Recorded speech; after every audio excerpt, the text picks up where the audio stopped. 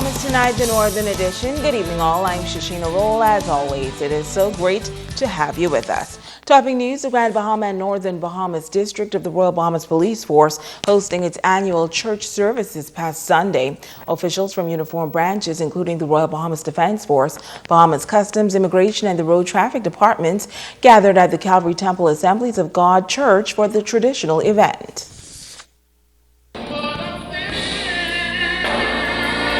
Upload music came from the Grand Bahama Police Choir and also Calvary Temple Choir as they sang songs of praise and worship. The packed church came together to give God thanks for the past year and to ask God's guidance for the year ahead.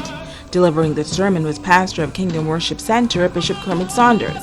He says many times these hardworking men and women of our armed forces are underappreciated. Isn't it amazing that we fight the police and then call them when we need help? I think that's insanity. That's craziness. We live in a time when the very thing we expect to protect us, we try to destroy. Bishop Saunders added that while some may say all do not deserve recognition, the fact is there can be bad apples found in every profession. But we got bad apples in pastoring, we got bad apples in law, we got bad apples in every profession that exists on the planet of the earth. And wherever there is human, there will be nefarious elements of it. But I come to speak to them today. See, because everybody want to beat you all up. But I come to say to you, thank you for keeping me safe. The Minister for Grand Bahama, the Honorable Dr. Michael Darville, was in attendance and thanked the Northern Region for their dedication to protecting the community. Thank you for your continued service to our community. Thank you for your continuous dedication to protecting the lives of our people. Thank you for your continued sacrifice of your time spent away from your families to ensure that our families in this country can live in a peaceful and safe environment. The minister was led to ask the men of the clergy to offer special prayers for the heads of the various departments. A special check presentation was given to the Grand Bahama Christian Council. President of the organization shared his gratefulness to the police force and also took time out to commend the officers. I was so pleased to hear the announcement of the commissioner recently about the 26% drop in crime overall in our country. That's good news. And I invite us to continue to pray. Special recognition was also given to all officers fallen from the ranks in 2016. A special moment of silence was held in honor of the late Pastor Wilbur Ouden, a man who was regarded by ACP Emerick Seymour as a friend of the police. In other news, executives of the Hilton at Resorts World Bimini on Island for 2 days hosting a job fair. The managers say they are pleased with the response and the initiative will continue into Tuesday. Megan Shepard reports.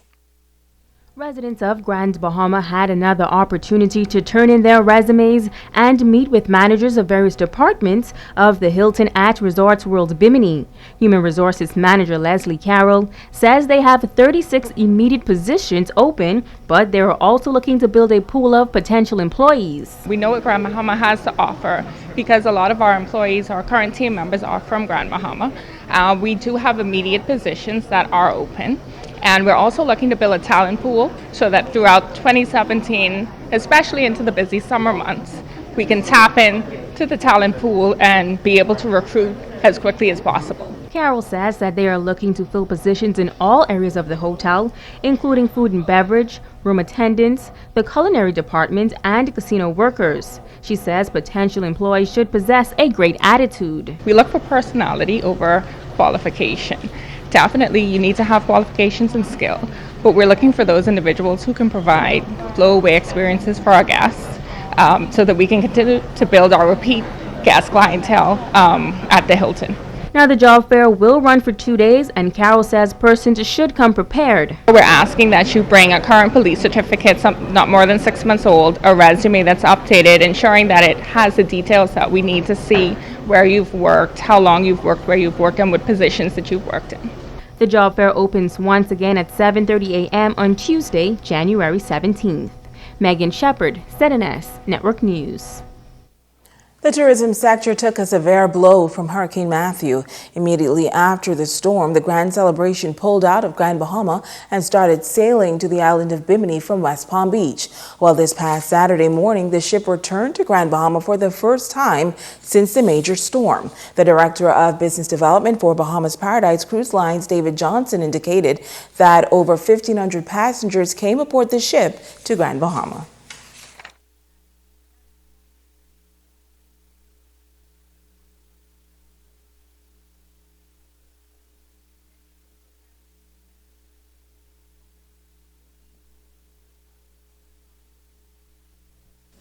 Prefects are an integral part of any school community.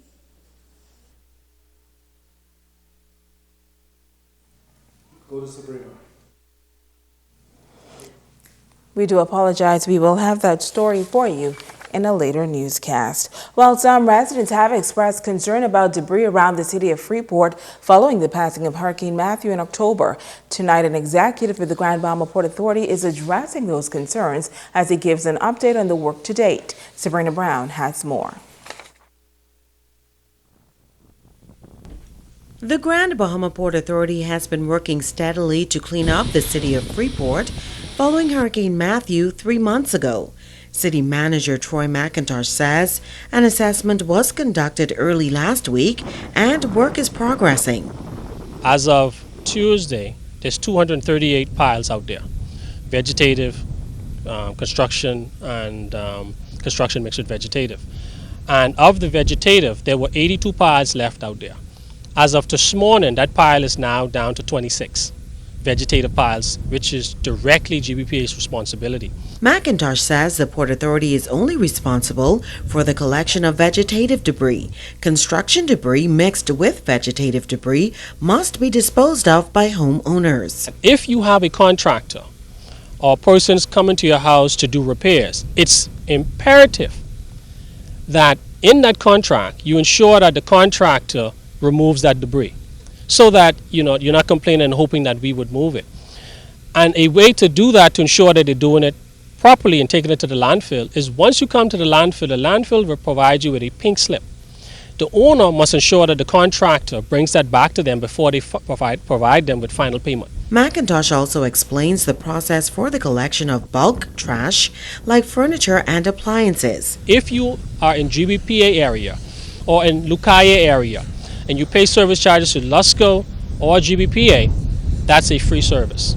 If you pay service charges to your developer, you would have to call your developer again to ensure that that's a service provided by your developer. He says the concerns of residents have been noted. However, there is a schedule for the cleanup. Today, sanitation trucks are in Coral Reef, 1, 2, and 3 in East Coral. On Tuesday, they're going to be in Windsor, Swan Drive, and on Wednesday, they're going to be on Terrytown.